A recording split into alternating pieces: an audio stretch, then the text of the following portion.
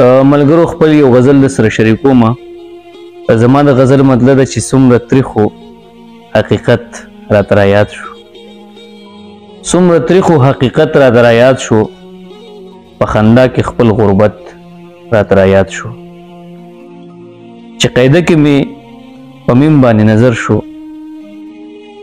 چې قاعده کې مې په میم باندې نظر شو، خپل بللې محبت راته رایاد شو، او غبرګي اوښکې مې د سترګو وې روانې، غبرګي اوښکې مې د سترګو وې روانې، تنهایي وه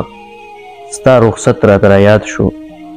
او په دې سپینې لمن داغ ته فکر یوړم، په دې سپینې لمن داغ ته فکر یوړم، د تور مخو